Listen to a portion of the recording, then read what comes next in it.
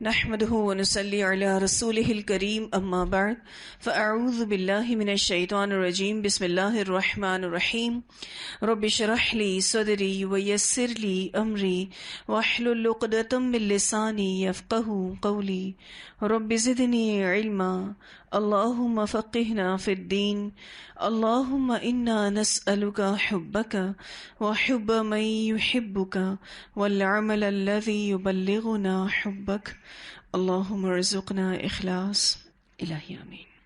اللهم صل على محمد وعلى آل محمد كما صليت على إبراهيم وعلى آل إبراهيم إنك حميد مجيد اللهم بارك على محمد وعلى آل محمد كما باركت على إبراهيم وعلى آل إبراهيم إنك حميد مجيد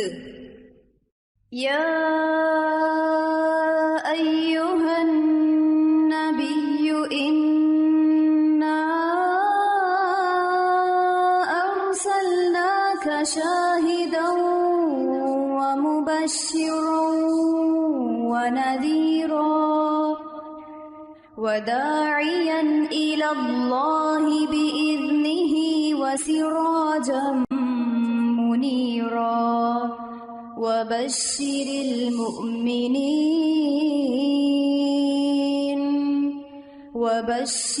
المؤمنين بأن لهم من الله فضلا كبيرا۔ غزوہ خندق شوال و ذی قعدہ 5 ہجری۔ جیسا کہ گزر چکا ہے کہ رسول اللہ صلی اللہ علیہ وسلم نے جو حکیمانہ اقدامات کیے تھے ان کی بدولت ہر طرف امن و امان چھا گیا تھا۔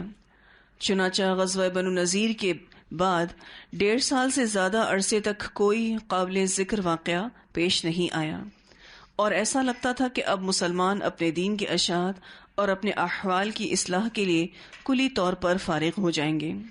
لیکن یہ یہود تھے جنہیں حضرت مسیح علیہ السلام نے سانپ اور سانپوں کی اولاد کہا ہے، جنہیں گوارا نہ تھا کہ مسلمان چین کا سانس لے سکیں۔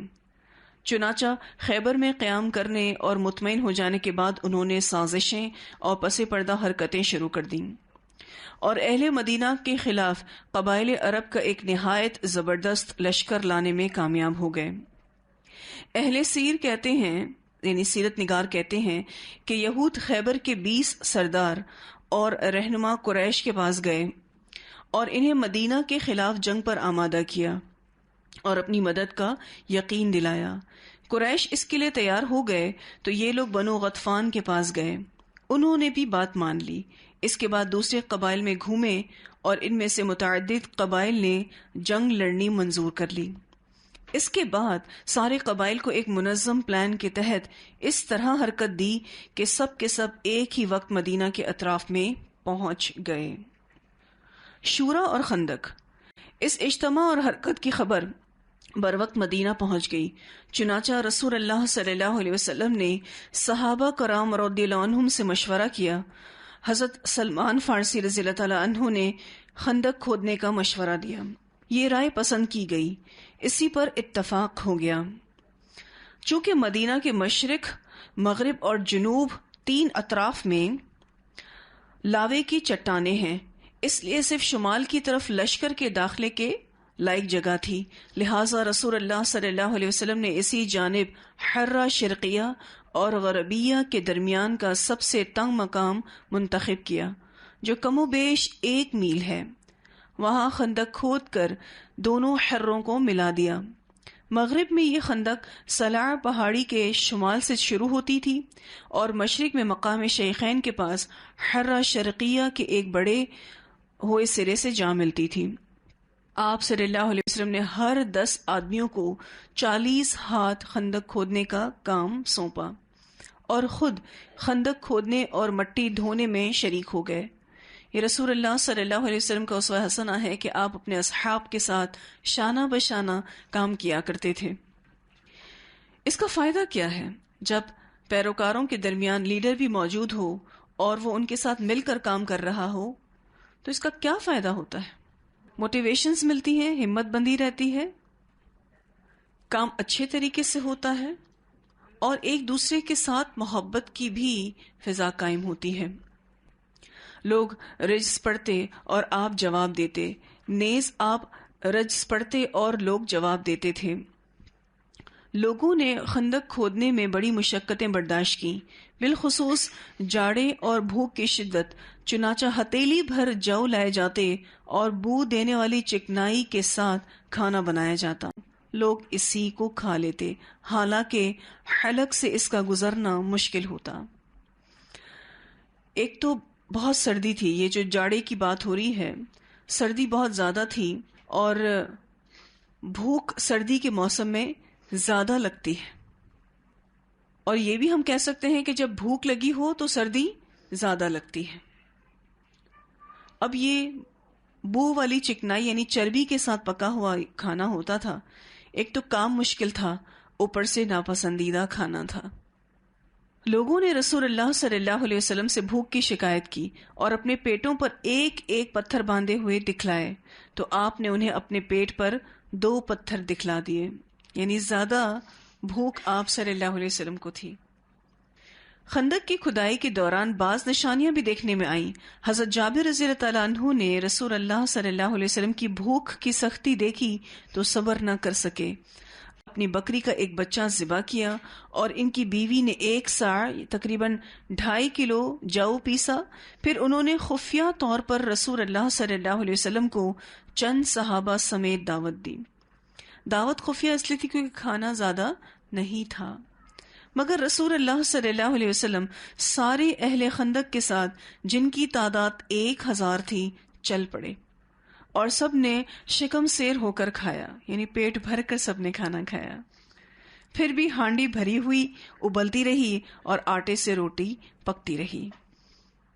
یہ ایک معجزاتی واقعہ ہوا تھا۔ رسول اللہ صلی اللہ علیہ وسلم کے ذریعے اللہ نے ان کی صداقت کی دلیل دی اور یہ معجزہ ان کی ذات سے رونما کیا۔ اس طرح نعمان بن بشیر رضی اللہ تعالیٰ عنہ کی بہن اپنی والد اور ماموں کے لیے ہتیلی بھر کھجوریں لے کر آئی۔ یہ دیکھیں، صرف ہتیلی بھر کھجوریں ہیں۔ تو رسول اللہ صلی اللہ علیہ وسلم نے اسے کپڑے کے اوپر بکھیر کر سارے اہل خندق کو دعوت دی اور سب کھا کھا کر چلے گئے، مگر کھجوریں تھیں کہ کپڑے کے کنارے سے باہر گری جا رہی تھیں۔ یہ بھی ایک اور معجزہ صادر ہوا تھا۔ ایسا لگتا ہے جتنے سخت حالات تھے، اللہ کی مدد بھی اسی اعتبار سے آ رہی تھی۔ اب تھوڑی بہت کھجوریں ہوتی تو 1000 لوگوں کو تو پوری نہ پڑتی۔ آپ 1000 لوگوں کی دعوت کا اندازہ بھی لگا سکتے ہیں اور 1000 لوگوں کے کھانے کی مقدار کا بھی اندازہ لگا سکتے ہیں۔ خندق کی کھدائی کے دوران حضرت جابر اور ان کے ساتھیوں کے حصے میں ایک سخت چٹان نما زمین آ گئی۔ نبی اکرم صلی اللہ علیہ وسلم سے کہا گیا تو آپ نے اتر کر کدال ماری اور وہ بھربھری ریت میں بدل گئی۔ یہ بھی معجزاتی طور پر صادر ہوا تھا معاملہ۔ آپ دیکھیں کہ جس پریشانی میں صحابہ کرام ہوتے تو وہ رسول اللہ صلی اللہ علیہ وسلم کو بلایا کرتے تھے، اور آپ صلی اللہ علیہ وسلم کی ہمت اور طاقت کا اندازہ آپ دیکھ سکتے ہیں کہ آپ نے اتر کر کدال ماری اور وہ بھربھری ریت میں بدل گئی، جو اتنے سارے صحابہ کرام توڑ نہیں پا رہے تھے، وہ ایک اکیلے رسول اللہ صلی اللہ علیہ وسلم نے توڑ دی۔ اسی طرح حضرت برا کے ساتھیوں کا ایک چٹان سے سامنا ہوا۔ نبی اکرم صلی اللہ علیہ وسلم نے اتر کر بسم اللہ کہا اور کدال سے ایک ضرب لگائی تو ایک ٹکڑا کٹ گیا اور اس سے ایک روشنی نکلی۔ آپ نے فرمایا اللہ اکبر، مجھے شام کی کنجیاں دی گئیں اور اس وقت میں اس کے سرخ محل دیکھ رہا ہوں۔ اس کے بعد آپ نے دوسری ضرب لگائی اور فتح فارس کی خوشخبری سنائی، یعنی ایران کے فتح ہونے کی خوشخبری سنائی.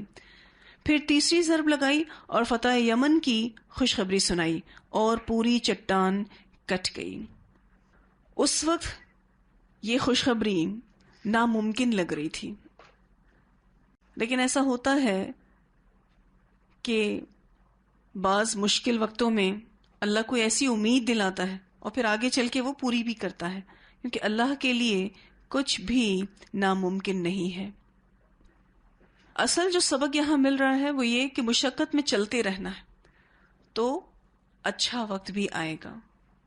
اب کیسی مشکل سچویشن ہے اور اس میں یہ خوشخبری دی جا رہی ہے، لیکن صحابہ کرام میں سے کسی نے یہ نہیں کہا کہ ہمیں تو نہیں لگتا ان حالات میں کہ یہ بھی دن دیکھنے کو ملیں گے، بلکہ جیسا رسول اللہ صلی اللہ علیہ وسلم نے کہا ویسا اس کو مان لیا. خندق کے آر پار ادھر قریش اور ان کے پیروکار 4000 کا لشکر لے کر آئے اور ان کے ساتھ 300 گھوڑے اور 1000 اونٹ تھے.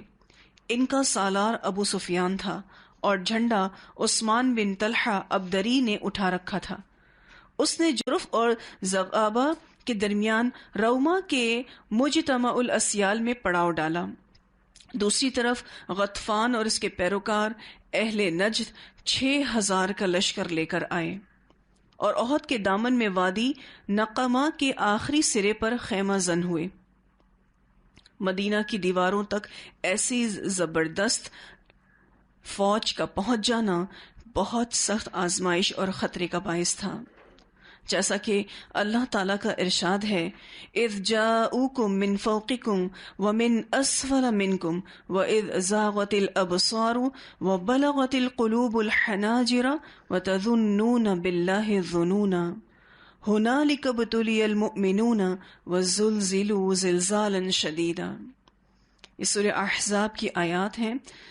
جب وہ تمہارے اوپر اور تمہارے نیچے سے آئے اور جب نگاہیں کج ہو گئیں، دل حلق کو آ گئے اور تم لوگ اللہ کے ساتھ طرح طرح کے گمان کرنے لگے، اس وقت اللہ تعالیٰ نے مومنوں کو آزمایا اور انہیں شدت سے جھنجھوڑ دیا گیا. یہ جو طرح طرح کے گمان کرنے لگے اللہ کے بارے میں، مشکل وقت میں اندر سے آنے والی یہ سب سے بڑی مشکل ہے کہ جب کوئی حالات اوپر نیچے ہو رہے ہوتے ہیں، تکلیف والے ہو رہے ہوتے ہیں، اس وقت اللہ سے اچھا گمان رکھنا یہ تو کامیابی کی علامت ہے. لیکن عمومی طور پر مشکل وقت میں اندر سے آنے والی سب سے بڑی مشکل یہی ہے کہ لوگ اللہ سے بدگمان ہونے لگتے ہیں. جیسے کہ اللہ تعالیٰ نے فرمایا وَتَظُنُّونَ بِاللَّهِ الظُّنُونَ، طرح طرح کے گمان اللہ کے بارے میں کیے جا رہے تھے. لیکن اللہ تعالیٰ نے اس موقع پر مومنین کو ثابت قدم رکھا، جیسا کہ اس کا ارشاد ہے وَلَمَّا رَأَى الْمُؤْمِنُونَ الْأَحْزَابَ قَالُوا هَذَا مَا وَعَدَنَا اللَّهُ وَرَسُولُهُ وَصَدَقَ اللَّهُ وَرَسُولُهُ وَمَا زَادَهُمْ إِلَّا إِيمَانًا وَتَسْلِيمًا.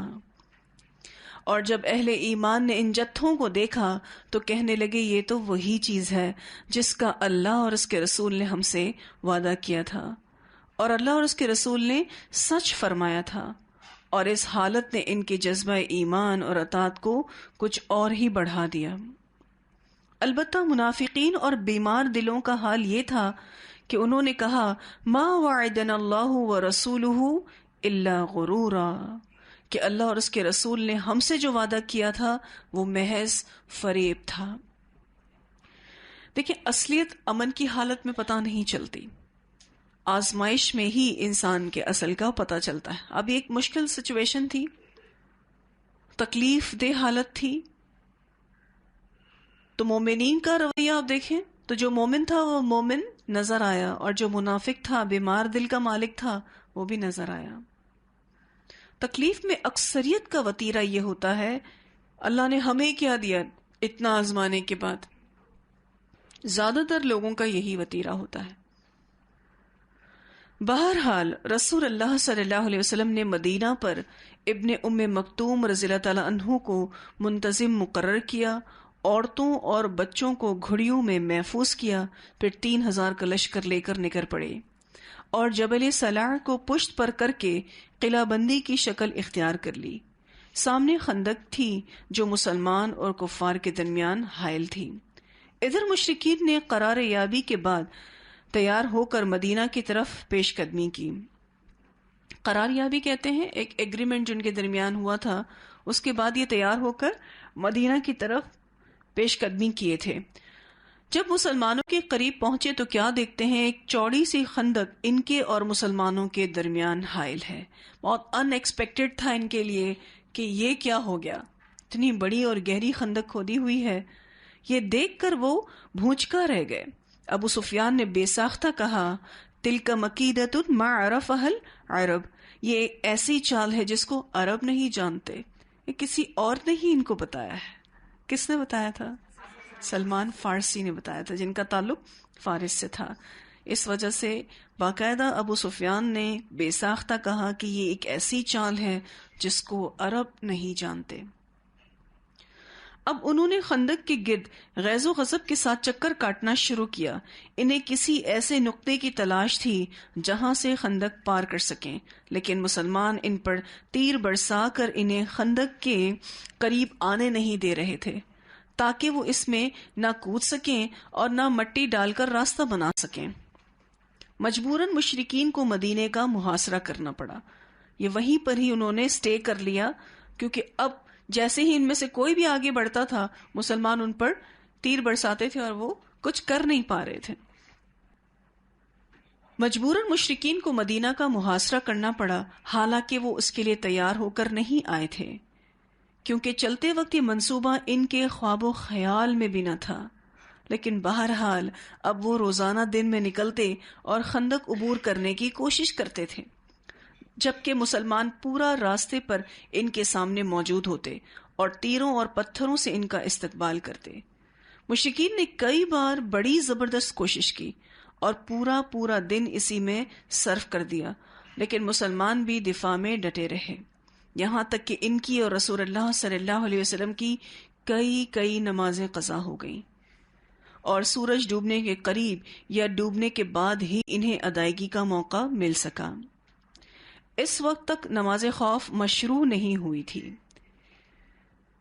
ایک روز مشرکین کی شاہ سواروں کی ایک جماعت نے، جن میں عمر بن عبد ود، اکرمہ بن ابی جہل اور درار بن خطاب وغیرہ تھے، ایک تنگ مقام پر سے خندق پار کر گئے، اور ان کے گھوڑے خندق اور سلع کے درمیان چکر کاٹنے لگے۔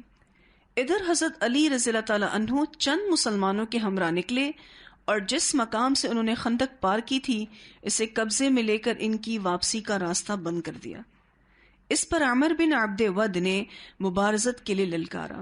یہ عبد ود جو ہے، جیسے آپ عبداللہ کہتے ہیں، ان کے کچھ بت تھے، ود، منات اور لات، ان کے نام ہیں بتوں کے، تو انہوں نے عبد ود نام رکھا تھا۔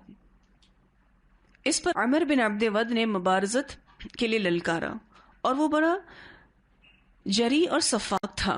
حضرت علی رضی اللہ تعالیٰ عنہ نے کچھ کہہ کر اسے بھڑکا دیا اور وہ گھوڑے سے اتر آیا۔ پھر دونوں نے ایک دوسرے پر بڑھ کر وار کیے۔ حضرت علی رضی اللہ تعالیٰ عنہ نے اس کا کام تمام کر دیا اور باقی مشرکین بھاگ نکلے۔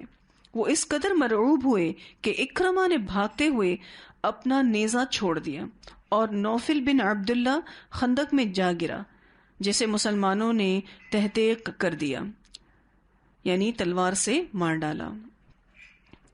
اس جنگ میں فریقین کے صرف چند افراد مارے گئے، یعنی 10 مشرک اور 6 مسلمان۔ اس طرح آپ دیکھیں تو جانی نقصان کم ہوا اس بہترین تدبیر کے ساتھ۔ یہ جو خندق بیچ میں کھود دی گئی تھی، اس وجہ سے جانی نقصان کم ہوا۔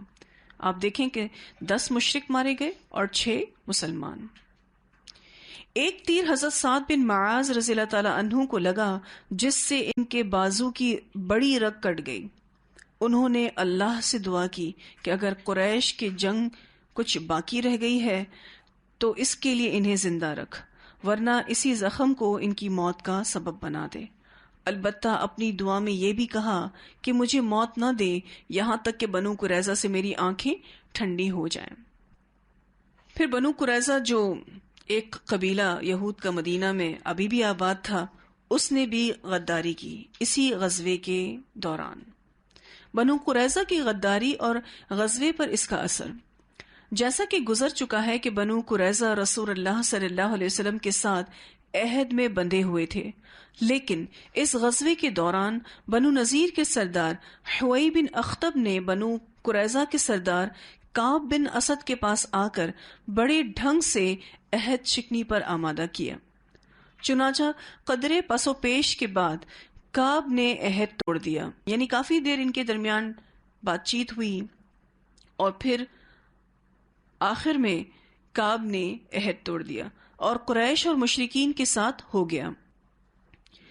بنو قریظہ مدینہ کے جنوب میں تھے جبکہ مسلمانوں کا مورچہ شمال میں تھا، لہٰذا بنو قریظہ اور مسلمان عورتوں اور بچوں کے درمیان کوئی رکاوٹ نہ تھی اور انہیں سخت خطرہ تھا۔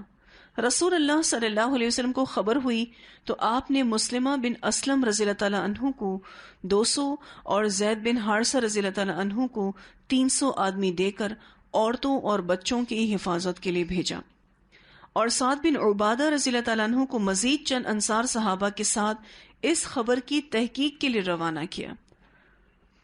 یہ لوگ گئے تو یہود کو انتہائی خباثت پر آمادہ پایا۔ انہوں نے اعلانیہ گالیاں بکیں، دشمنی کی باتیں کی اور رسول اللہ صلی اللہ علیہ وسلم کی اہانت کی، یعنی بے عزتی کی، نعوذ باللہ۔ کہنے لگے اللہ کا رسول کون؟ ہمارے اور محمد کے درمیان کوئی عہد و پیمان نہیں۔ یہ سن کر وہ لوگ واپس آ گئے۔ رسول اللہ صلی اللہ علیہ وسلم سے صرف اتنا کہا، ازل و قارا۔ یہ ازل اور قارا جو دو قبیلے تھے جنہوں نے پیچھے مسلمانوں کو دھوکہ دیا تھا، صرف ان دو فیملیز کا نام لینا ہی یہ اشارہ دے گیا کہ جیسے انہوں نے بدعہدی کی تھی ویسے ہی یہ بنو قریظہ بھی بدعہدی کر گئے ہیں۔ یعنی جس طرح ازل اور قارا نے اصحاب رجی کے ساتھ بدعہدی کی تھی، اس طرح یہود بھی بدعہدی پر تلے ہوئے ہیں۔ لوگوں کو صورتحال سمجھ میں آ گئی اور ان پر سخت خوف طاری ہو گیا، کیونکہ مسئلہ یہ تھا کہ ایک طرف تو مشرکین کا سرحد پر لشکر کھڑا تھا جو یہود کے ساتھ جمع ہوا تھا، اور جو مدینہ میں یہود موجود تھے جو عہد میں بندھے ہوئے تھے وہ بھی اب عہد توڑ چکے تھے۔ تو یوں سمجھ لیجئے کہ اندر کی بھی مشکل تھی اور باہر کی بھی مشکل تھی، دونوں طرف سے مشکلات کا سامنا تھا۔ جیسا کہ اللہ تعالیٰ کا ارشاد ہے، وَإِذْ زَاغَتِ الْأَبْصَارُ وَبَلَغَتِ الْقُلُوبُ الْحَنَاجِرَ وَتَظُنُّونَ بِاللَّهِ الظُّنُونَ هُنَالِكَ ابْتُلِيَ الْمُؤْمِنُونَ وَزُلْزِلُوا زِلْزَالًا شَدِيدًا۔ جب نگاہیں کج ہو گئیں، دل حلق کو آ گئے اور تم لوگ اللہ کے ساتھ طرح طرح کے گمان کرنے لگے، اس وقت مومنوں کو آزمایا گیا اور انہیں شدت سے جھنجھوڑ دیا گیا۔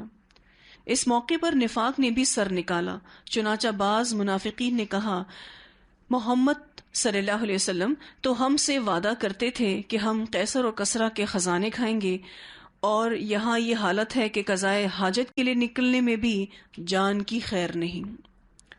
کہاں قیصر اور کسریٰ کے خزانوں کی بات ہو رہی تھی، اور یہاں تو ہم اتنے انسیکیور ہیں کہ قضائے حاجت کے لیے بھی نہیں جا سکتے۔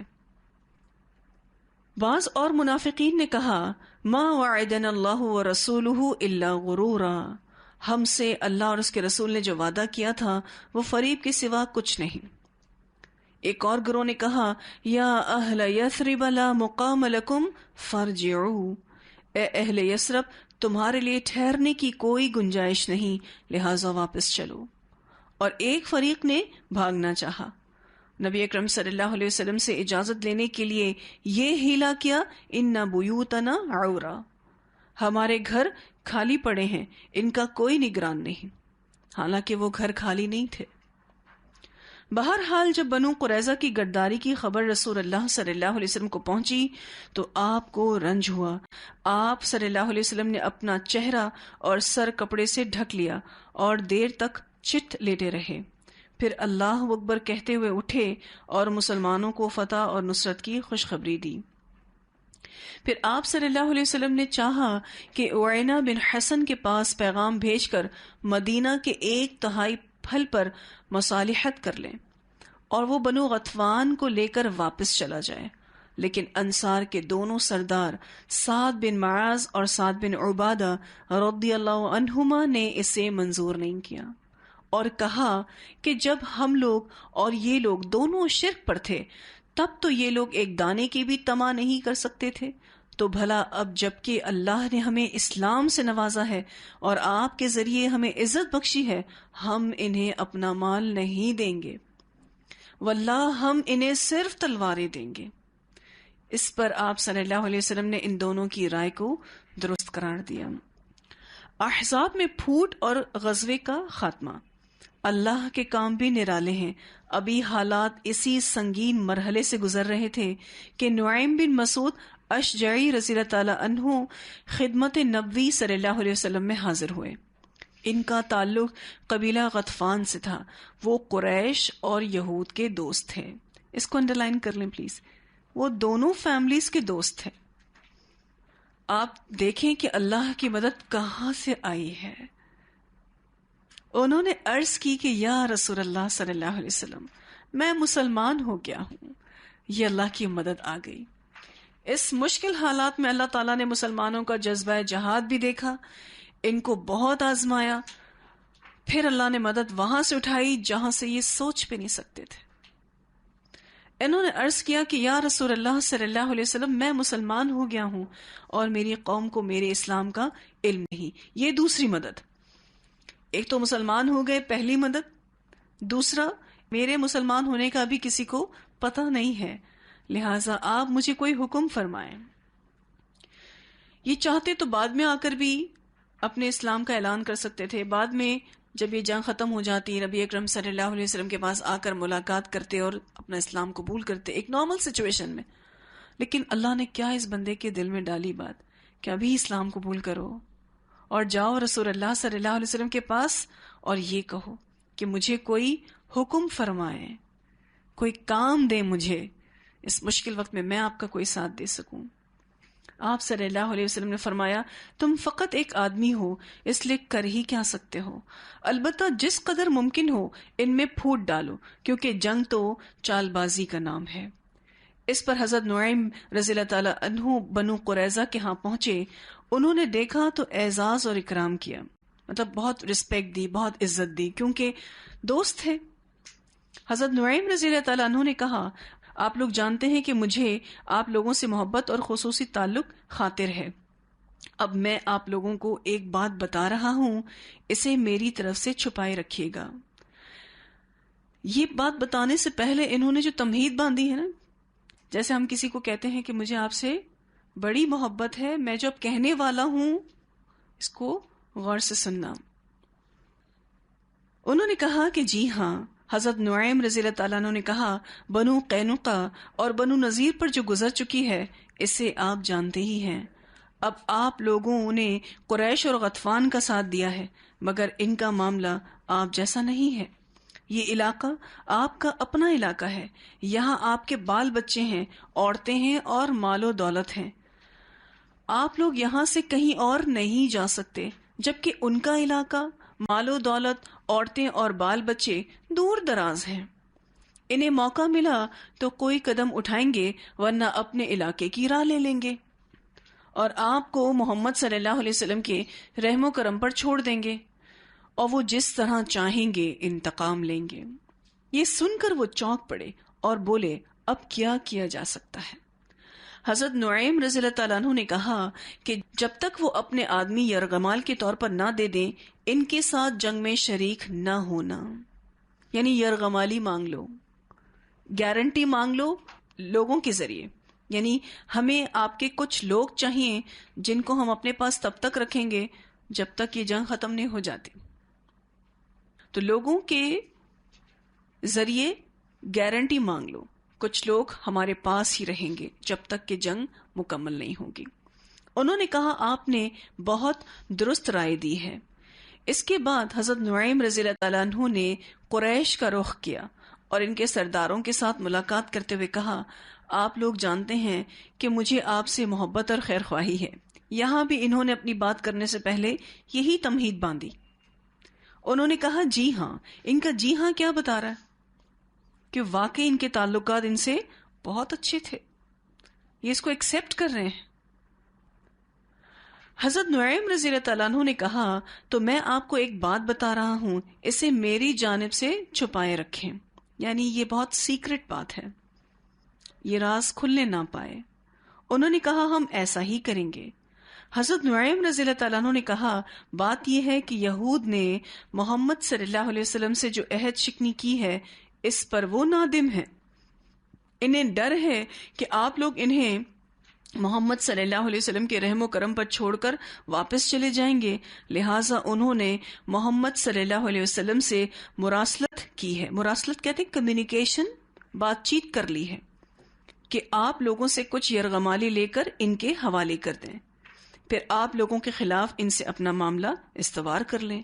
اور محمد صلی اللہ علیہ وسلم اس پر راضی ہو گئے ہیں، لہٰذا آپ لوگ چوکنا رہیں، اگر وہ آپ سے یرغمالی طلب کریں تو ہرگز نہیں دینا. اس کے بعد غطفان کے پاس جا کر بھی یہی بات دہرائی اور ان کے کان بھی کھڑے ہو گئے. اس باحکمت تدبیر سے دلوں میں شبہات پیدا ہو گئے اور پھوٹ پڑ گئی. چنانچہ ابو سفیان نے بنو قریظہ کے پاس ایک وفد بھیجا کہ کل جنگ کی جائے گی. بنو قریظہ نے کہا ایک تو کل ہفتے کا دن ہے اور ہم پر جو عذاب آیا تھا وہ اس روز شریعت کے حکم سے تجاوز کرنے کے سبب آیا تھا. دوسرا، آپ جب تک ہمیں کچھ یرغمالی نہ دیں ہم آپ کے ساتھ جنگ میں شرکت نہ کریں گے، تاکہ ایسا نہ ہو کہ آپ ہمیں چھوڑ کر اپنے اپنے علاقوں کی راہ لے لیں. اس پر قریش اور غطفان نے کہا واللہ نعیم نے سچ کہا تھا. اور قریش نے یہود کو کہلوا بھیجا کہ ہم آپ کو کوئی یرغمال نہ دیں گے، آپ لوگ جنگ کے لیے نکل پڑیں. اس پر یہود نے کہا کہ واللہ نعیم نے سچ کہا تھا. نعیم رضی اللہ تعالیٰ عنہ نے کہا تھا نا کہ یہ آپ کو اپنے لوگ نہیں دیں گے. اس طرح فریقین کے حوصلے ٹوٹ گئے اور ان میں پھوٹ پڑ گئی. اس دوران مسلمان یہ دعا کر رہے تھے اللہم استر عوراتنا وآمن روعاتنا، کہ اے اللہ ہماری پردہ پوشی فرما اور ہمیں خطرات سے مامون کر دے. اس مسلمانوں کی یہی دعا تھی کہ اللہ تو ہمیں حفاظت میں رکھ. اور نبی اکرم صلی اللہ علیہ وسلم نے اللہ سے دعا فرمائی اللہم منزل الکتاب سریع الحساب اہزم الاحزاب اللہم اہزمہم وزلزلہم. اے اللہ، اے کتاب قرآن اتارنے والے، اے جلد حساب لینے والے، انہیں شکست دے دے اور جھنجھوڑ کر رکھ دے. اللہ نے دعا قبول کی اور مشرکین پر تند ہواؤں اور فرشتوں کا لشکر بھیج دیا جس نے ان کو ہلا ڈالا، ان کے دلوں میں روب ڈال دیا، ان کی ہانڈیاں الٹ گئیں، ان کے خیمے اکھڑ گئے اور کڑکڑاتی سردی نے الگ مار ماری اور ان کی کوئی چیز اپنی جگہ نہ رہ سکی. چنانچہ انہوں نے کوچ کی تیاری شروع کر دی. ادھر رسول اللہ صلی اللہ علیہ وسلم نے حضرت حذیفہ رضی اللہ تعالیٰ عنہ کو ان کی خبر لانے کے لیے بھیجا. وہ کفار کے محاذ کے اندر تک گئے اور واپس آئے. انہیں قطعاً سردی نہ لگی بلکہ انہیں ایسا محسوس ہوا کہ گرم پانی کے حمام میں ہیں. انہوں نے واپس آ کر دشمن قوم کی واپسی کی اطلاع دی اور سو گئے. صبح ہوئی تو مسلمانوں نے دیکھا کہ کفار کی طرف کا میدان جنگ صاف ہے. اللہ نے کفار کو کسی خیر کے بغیر غیظ و غضب سمیت واپس کر دیا اور ان سے جنگ کے لیے تنہا ہی کافی ہوا. اور اللہ قوی اور عزیز ہے. اس غزوہ کی ابتدا شوال 5 ہجری میں اور انتہا 1 مہینے بعد ذی قعدہ میں ہوئی.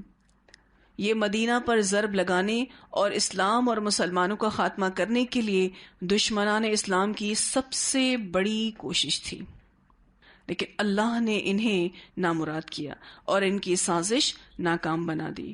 اور ان طاقتوں کے مجموعی طور پر ناکام ہونے کے معنی یہ تھے کہ اب چھوٹے چھوٹے متفرق گروہ مدینہ کا رخ کرنے کی ہمت بدرجہ اولا نہیں کر سکتے تھے. چنانچہ نبی اکرم صلی اللہ علیہ وسلم نے اس کی خبر دیتے ہوئے فرمایا اب ہم ان پر چڑھائی کریں گے، وہ ہم پر چڑھائی نہ کریں گے. اب ہمارا لشکر ان کی طرف جائے گا، نحن نسیر الیہم، اب ہم ان پر جنگ کرنے جایا کریں گے. تو یہ مسلمانوں کی ایک زبردست کامیابی اللہ کی بہترین مدد، ایسی نصرت جو فرشتوں کے ذریعے اللہ نے اتاری، اور ساتھ ساتھ تیز ہوا کا بھی ایسا معاملہ بھیجا کہ مشرکین کا کوئی بندہ نہ کوئی چیز اپنے ٹھکانے پر رہ سکی، سبھی تہس نہس ہو گیا۔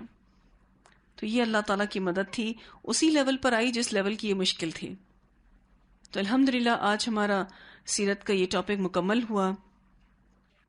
وآخر دعوانا ان الحمد للہ رب العالمین، سبحانک اللہم وبحمدک، نشہد ان لا الہ الا انت، نستغفرک ونتوب الیک، سبحان ربک رب العزت عما یصفون، وسلام علی المرسلین، والحمد للہ رب العالمین۔